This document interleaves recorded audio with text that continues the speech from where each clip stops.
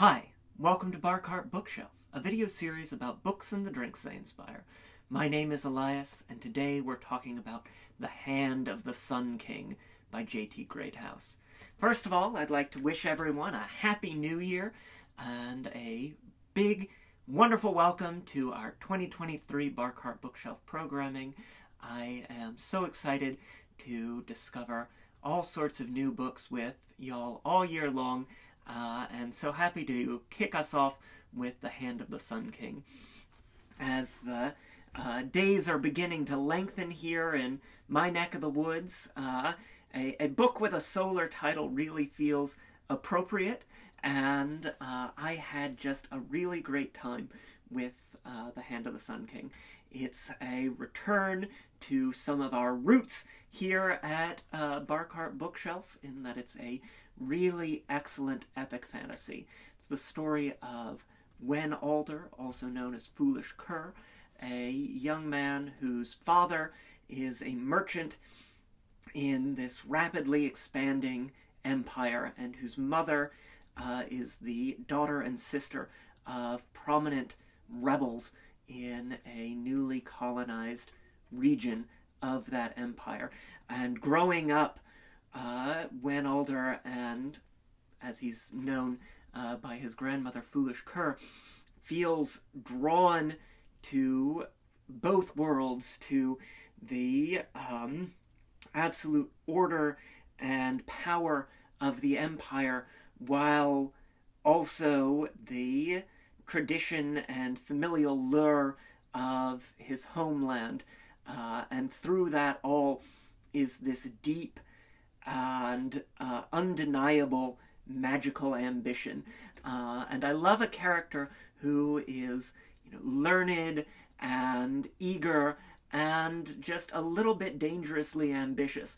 And Alder is definitely that. He's willing to try and live in both worlds as much as he can, all in pursuit of higher power and greater understanding of the art of magic and the ability to control and enact his will on the Pact and Pattern of the universe. This magic is constrained by relationships with higher powers through the emperor of this empire, through these old gods of Naen, his home.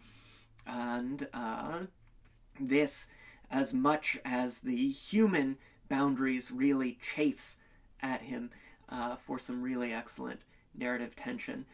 It is the first book in the trilogy, and I'm really looking forward to continuing the already published Book 2, Garden of Empire, and hopefully seeing Book 3 soon.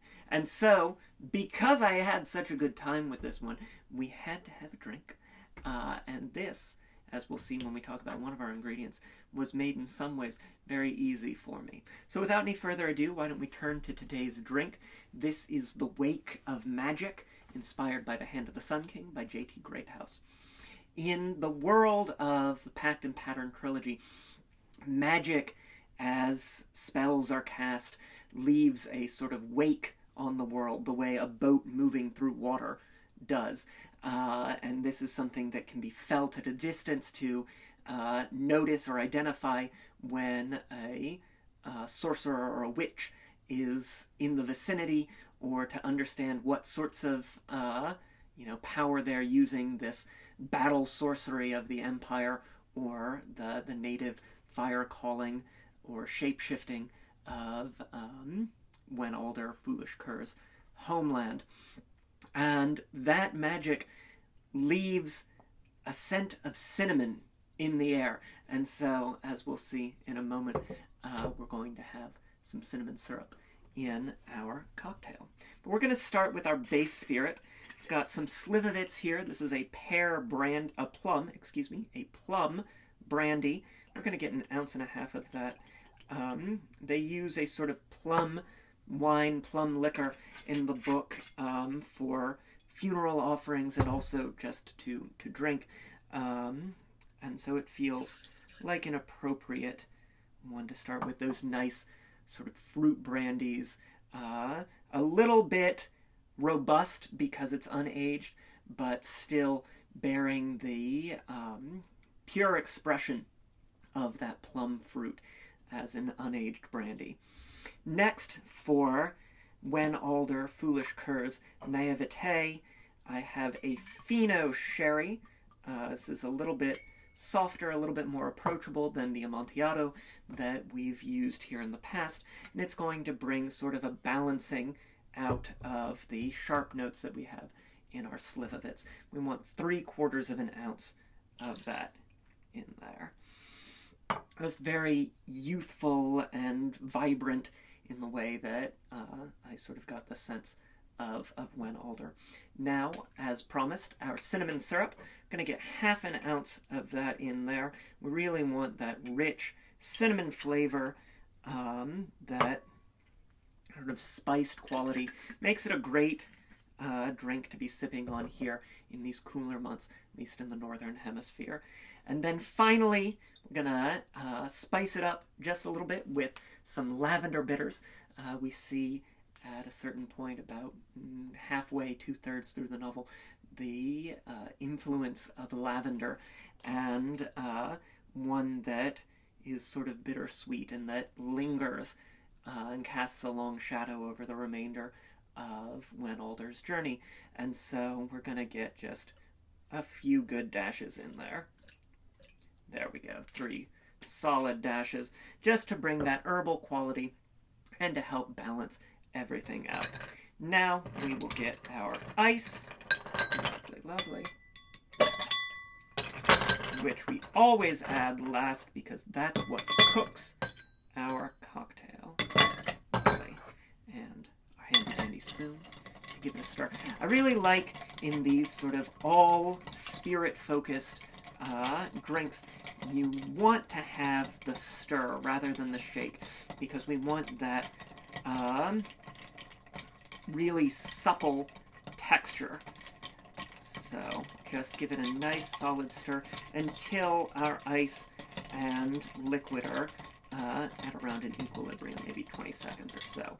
And we will get to see something very exciting, because as you can see, I don't have my julep strainer with me today, but that's good because sometimes we're making drinks in a pinch, and it's useful to look at these methods of how we can work when we don't have all of our tools available to us. And that's certainly a lesson that Wen Alder Foolish Cur learns over the course of his journey here in Book 1. So as you can see, when you don't have your strainer, you can just hold those ice cubes back with your bar spoon. Any port in a storm, you can solve your problem in a pinch.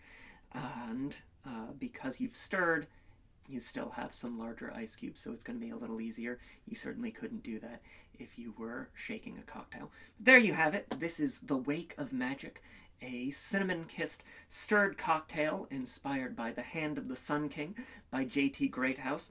The Hand of the Sun King, Book 1 in the Pact Pattern trilogy, is available now. Got a link in the description below to snag a copy of the book, as well as to the Boston Shaker, where we get all of our tools and ingredients, the lavender bitters, the spoon, the mixing glass, that sort of thing, to various forms of social media, including Twitter and Instagram, where there are always written versions of our recipes. Please like, share, subscribe, hit that like button. It really makes me happy. Try the drink. Let me know what you think in the comments below. And until next time, cheers.